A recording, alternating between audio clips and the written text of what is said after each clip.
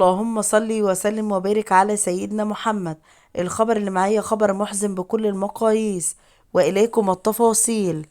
قصة وفاة الطالبة رودينا بسبب التنمر تشعل السوشيال ميديا حالة من الجدل أثيرت على وسائل التواصل الاجتماعي السوشيال ميديا بعد تداول قصة حزينة عن وفاة طالبة تدعى رودينا أسامة بالصف الأول الثانوي عمرها 16 عام بسبب التنمر. وتشير القصة المتداولة إلى وفاة طالبة تدعى رودينا أسامة بالصف الأول الثانوي في مدرسة دار الحنان بالهرم، وهي إحدى مدارس 30 يونيو الموضوعة تحت الإشراف المالي والإداري لوزارة التربية والتعليم. وأوضحت القصة المتداولة أن الطالبة رودينا توفيت من حزنها بعد تعرضها للتنمر بعد أن سمعت زميلتها يقولن لها: انتي وحشة، انتي ازاي مستحملة شكلك كده.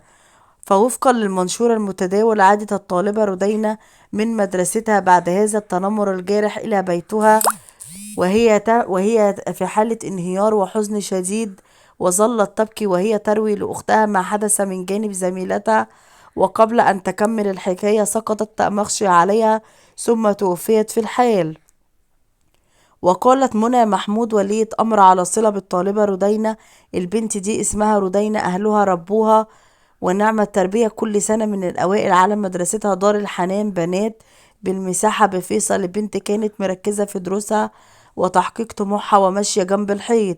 الكلام ده ما عجبش زميلاتها في الفصل وفضلوا يتنمروا عليها طول الوقت لحد ما أصيبت بسكتة قلبية من كتر إحساسها بالقهر.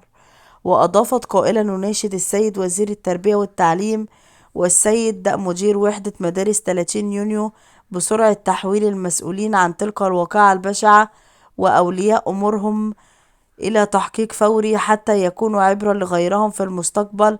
معلنة عن تدشين هاشتاج بعنوان حق رودينا لازم يرجع.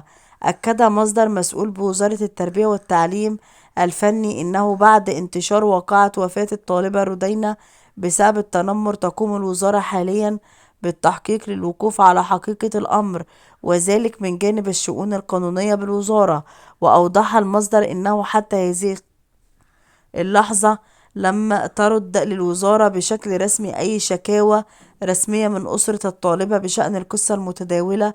وشدد المصدر على أنه في حالة انتهاء التحقيقات بثبوت صحة تفاصيل الواقعة المذكورة سوف يتم اتخاذ الإجراءات القانونية ضد المتسبب في الواقعة بلا أي تهاون. وأكدت وزارة التربية والتعليم الفني إنها قد أصدرت تعليمات عاجلة لجميع مدارس الجمهورية شددت خلالها على مكافحة ظاهرة التنمر بمختلف أشكالها والالتزام بلائحة الانضباط المدرسية وحظر استخدام العقاب البدني والنفسي للطلاب. وهذا آخر ما توصلنا إليه من هذا الخبر المحزن، وأرجو من حضراتكم اللايك والشير والسبسكرايب وأن تدعموني في القناة وما تنسوش الاشتراك. شكرا لحضراتكم، مع السلامة.